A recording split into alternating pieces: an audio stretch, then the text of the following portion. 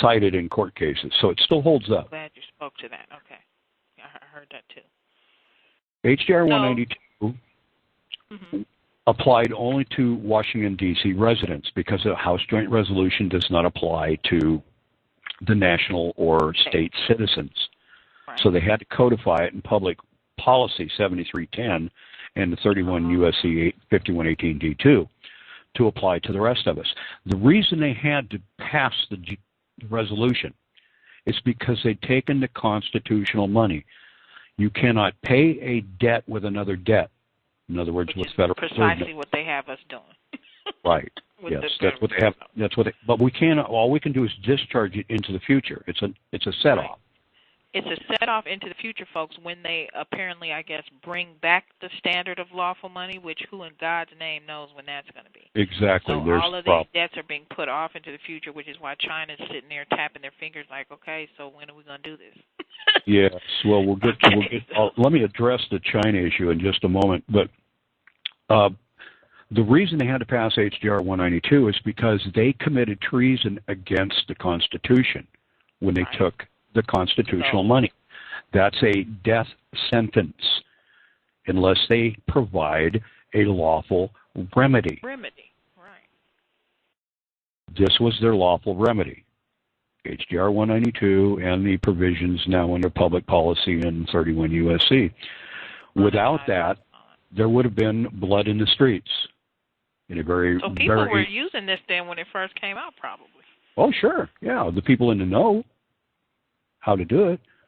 But the account that we have to set up, though, so if all the Social Security account is there, the bond number on the back, that stuff is already set up. The account is already there. Yep. Now, the UCC contract trust account, we have to, invoke it or acknowledge we know about it? What exactly are we doing? Yeah, it's basically an acknowledgement that we're aware of it. We are declaring that we are no longer functioning as an adverse party. Oh, you come out of conflict. Yeah. Well, see, this falls under the Trading with the Enemy Act. You know, we're all enemies of the state. Yes. We are the enemy. Yes, folks. With the American is the domestic terrorist. So if you hear people say that word, stop tripping over it, because if you're not U.S. government. They had to do this under Title 50, Trading with the Enemy Act. Because they became an enemy because they committed treason when they stole the gold. Exactly. So we're their enemy, and they told us that. Right. Yeah. So that's why we're the adverse party, because we would take umbrage with the fact that they're stealing our money. They stole from us. Right. So once we say, okay, hey, I'm not tripping, I'm going to use this process, then they're cool with us. So basically, accessing the contract trust account is just saying, hey, I know it's there. Now, it's at the IRS. It's physically where this account is. And there are no numbers to it or anything like that. It's actually probably with the Federal Reserve. They never really tell us, where the funds are. But, this is the actual money the account is in. I mean, the account. It's with the Federal Reserve. It is with the Federal Reserve. It really is. The exemption funds come out of the contract trust account. Right. Yeah. It's part of Treasury. Treasury's owned by Goldman Sachs. I don't know whether anybody knows that or not. Oh, I didn't. Wow. Oh yeah, the 3/4 of the Treasury is owned outright by Goldman Sachs investment firm. Ain't that a bitch? And they're trying hard to get the rest of it. Unflippin' believable. God, these people. Doesn't this irritate you? Corporatocracy at work. Corporatocracy. We're back to the Wizard of Oz, which is a very great analogy. And people might want to they might want to watch this movie again, because you got to watch what that guy behind that curtain's doing. Yeah, man. I tell people that all the time. It's a little wizard. You got to just debunk him. So they gave us our remedy.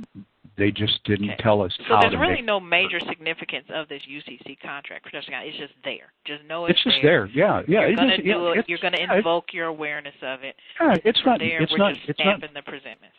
Yeah, it's not magic, and we can access it, and we can utilize it, and we can direct the flow of payments from this account. Now we do this. With the A4V, this is what we do. Without doing the notification process. Oh, okay. notifying them that we know the trust exists, blah, blah, blah. Yeah, that's what we call the WHFIT process. Oh, okay. Okay, so that's a separate one, folks. That's new. It's coming out. It's coming soon. Right, because we're utilizing various IRS forms. Yeah, that's deep. We're going to talk about that on a later show. We're going to keep doing this. I think that's a later show. Yeah, because like I said, you let me get up on this pedestal or this little box here. I can talk for hours. I'm like, yeah. It's okay. We need to get this Go done. ahead. Direct my flow of thought for me here. Yes. Okay, so what I want to, so we talked about all the accounts that are involved, the account information. So we talked about the bond number, the social, the contract trust account, which is where the actual money comes out of that's going to pay based on this accepted for value process. So we don't have to get all caught up on that. So now I want to get into the actual concept of, and we talked about the presentment, which is the bill or the account that you're actually trying to pay. Okay, so those are all the accounts involved in the information as it pertains to this process. Now I want to get into the actual conversion of the document, the statement, which is converted to, I'm going to say money or a money order, because I know Doug's call he did last week, he talked about converting the statement to a money order. Now, I don't know if that's the same exact, because we don't actually, for value is a qualified endorsement, which is not a money order. Accepted for, yeah, we have preferably handwritten seems to work better. But some people actually go out and have a stamp made.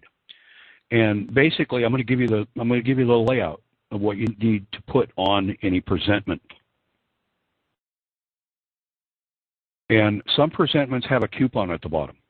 Right, your bill. So I want this statement at the top. Accepted for value, one line. Exempt from levy is the second line. This is in red ink, or red stamp. We'll have samples of this stuff, guys. Right, we'll have samples, yeah. Then your name, preferably in script, in other words, written out by hand. Signature, okay. Signature of the real man. Okay. Then a date, preferably the current date. Those are in blue. Signature and date are in blue. Another line, exemption ID, and then your social security number without dashes. Okay, so that's the ID of your exemption is the social. That's one line. Again, these are in red. Next line, simply deposit to. Next line, in red, United States Treasury.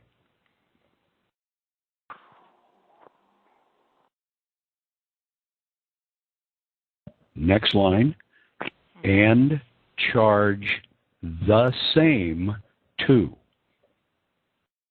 And then that's where you put the bond number. That's where you print your name rather than scripting it out. Okay, right. Printed name. And then underneath that, you put your social security number with dashes. So I hope you're writing this down, Reese, so you can, when people go, what was that next line? I was trying to go slow, but sometimes you, you know what? don't catch everybody. I have to confess, I'm actually not, but I know you're going to give me the sample. Actually, I'll send you the link to the actual example. How's that? Oh, yeah, absolutely. Yeah. That'll work. Okay. Now, and then I've seen a couple. I got some stuff already. So. Well, yeah, Doug actually has a very good sample. Exactly. At a website, and you probably already have that link. Yeah, that one I have. Okay. Now his was more like a money order, I think. Well, no. Then we do the money order on the coupon portion or the lower portion of the statement. Oh, so it's a combination. Okay. Right. Yes, because at the bottom we write money order or order for money, whichever you prefer. Gotcha. And this is handwritten in blue. Yeah. Money order. Money order. Right. Yeah. Pay to United States Treasury. Yes. Date. The amount. Then below that, we script out, just like you would on a check on the lower line, not the numbers, but, you know, where you're writing out, say like $10,500, $363, whatever it is. Yes. You write that out. And then below that, you put by, colon, and you sign your name. Makes a lot of sense. So you're then you put, then you put Social Security number again after your signature with no dashes. We do have a picture of this, a snapshot, folks. This is just an explanation of what we're doing. So the actual presentment is in two parts. You have the statement, you have the remittance portion at the bottom. So instead of tearing that off, you'll do the qualified endorsement, which is the accepted for value language, and we have samples of that. That goes at the top 45-degree angle on the statement. The remittance portion